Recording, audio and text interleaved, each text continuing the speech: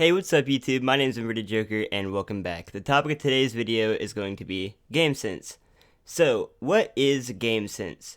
Game sense in a nutshell is situational awareness. There's ways to build this, and you can also immediately tell who has game sense and who does not have game sense. So, for example, the people in this first clip, zero game sense. Team dying around them, 20-second ace. This Blackbeard right here, drones this, doesn't check all the corners, zero game sense, gets knifed in his back. I love doing videos like this because the topic is endless. So the very first thing you can do, and I recommend everybody do this, is play with a good headset. If you can hear what's going on around you, it's going to help you a lot. Like, when you're in these games and you see somebody, they're the last one alive and you're spectating them, and everything under the fucking sun that can possibly happen on Rainbow is happening around them, and they don't notice any of it, yeah, they're probably not playing with a headset, and if they are, I don't know, maybe they're deaf, I don't know. So my very next tip, and it sounds broad, and a lot of people say this, but I'm going to go into further detail on what I mean when I say this. So the very next tip I have for you is to learn the maps. And furthermore, when I'm talking about the fact that you need to learn the maps, is you need to learn the maps in a way that you know all the ways that you could possibly push an objective and places of control. So for instance, a place of control on Clubhouse when attacking the basement would be when you very first spawn in, shoot out the pool table window, while your teammates are droning you into the building. The reason you're going to do this is because, let's say there is a roamer somewhere near the bar, and you've droned behind the pool table. The very quickest way to take control of that entire room is by jumping in the window behind the pool table. Furthermore, the quickest way to learn objective pushes and points of control on maps would be to watch pro players play, or very good players play, or you could even start playing with very good players.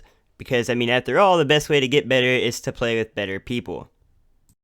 And furthermore, game sense is literally the most important skill or attribute to acquire in Rainbow Six Siege.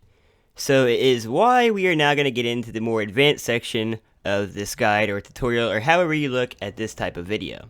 Another key component to developing your game sense, and this isn't even anything that requires deep thinking, would be use the things the game fucking gives you, such as drones or cameras on the map, or even having a very good Valkyrie. So here in a second, you're going to notice that me and Rams are trying to get rid of these drones. He kills the first shock drone, and now we are on the action phase. I come back this way, into the bar. I realize that a drone sees me, but it doesn't see Rams.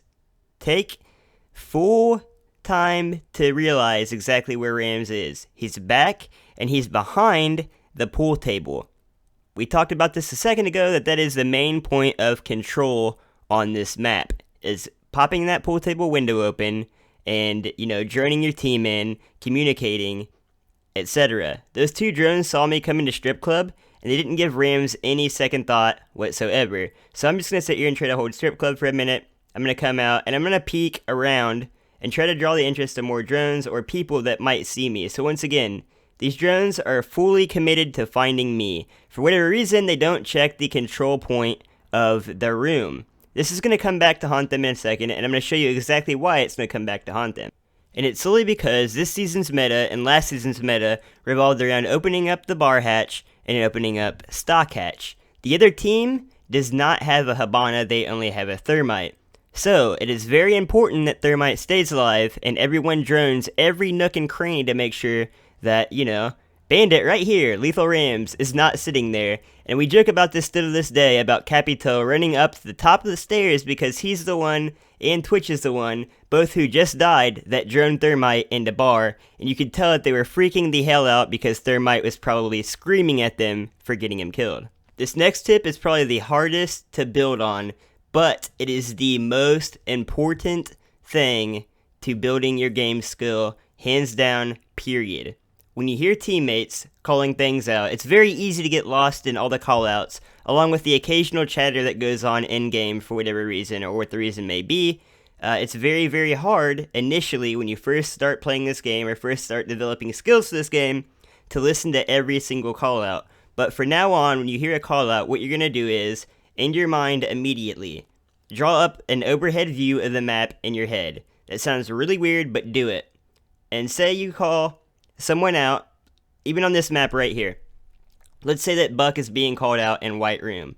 I'm going to take a mental note that Buck is in White Room. So in my head, I'm seeing a map, and I know exactly where Buck is. So throughout the course of the game, based on the callouts, you're going to understand, after learning the maps and the objective pushes, what kind of push they're going for.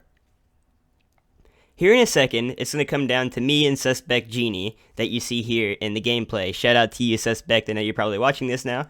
It's going to come down to me and Genie, and Genie literally speaks very minimal English. However, he has one of the most heightened game senses I've ever freaking seen. You can literally go into a game with him, he'll turn his mic off, and he does what he wants. So I got a mental call out in my head, or a mental map made in my head, that I have 2 or 3 people here in White Room. I'm just going to sit here and head glitch this bomb, because ultimately, there's nothing they can do to me. I know Capito is coming from main stairs, because someone told me on the camera. Once again, I draw Capito on the main stairs as a map in my head. I'm just going to start pre-firing behind the bomb here, and what do you know? Capito runs out and peeks me because he figures, hey, she shot a lot of rounds, and my last round just so happens to get lucky and hit her in the head. This whole time, I'm still keeping this map in my head, and I know Buck's still back there in white, and I hear a little bit of stuff going on the other side of the wall from Genie. I hear him shooting his drone at the people in white.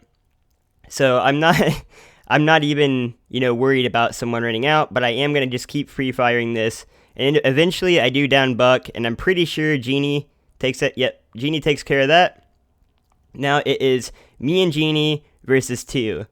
Here in a second, after High dies, High is going to die on the back stairs, which is our pulse, and then now it's a 3v1, it's a 2v1 now, and then what do you know, Genie comes up with the kill, because although he doesn't speak the most English, he is drawing a mental map in his head, and he did listen to the call out, and he knows all he has to do is run around the corner, and Ash is right there.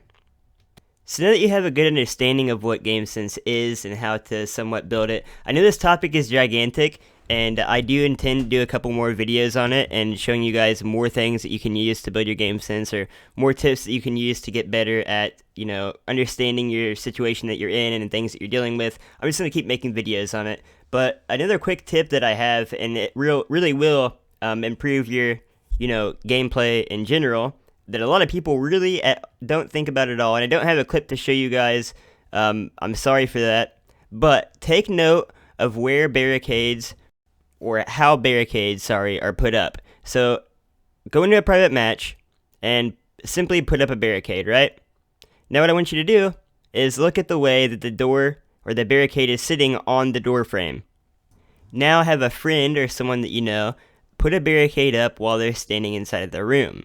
Look at the difference between the barricades. If someone is on the inside of a room when they barricaded the door, you will not be able to see the exterior of the barrier. You'll only be able to see the exterior of the door frame, and the barricade will be inside the door frame. If they were outside of the door while they put the barricade up, you won't be able to really see the door frame. You'll only see the barricade. It's kind of weird to explain, and you might not know what I'm talking about, but do what I said a second ago. Put a barricade up, examine the way that the barricade looks on the door frame, and then have a friend stand inside of a room, or look at someone that is standing inside of a room putting up a barricade. You'll immediately notice the difference in the way that the barricade looks on the door frame. So guys, I hope you enjoyed this. I'm sorry that I couldn't go much into detail. I'm kind of trying to keep these videos a bit shorter because nobody wants to sit through and watch a 10 to 15 minute video. So I am going to be uploading again later today for you guys on PS4, and I'm going to show you something exciting that's coming up in the PS4 community. So until next time, my name's Inverted Joker. Thank you so much again for watching, and I'm signing out.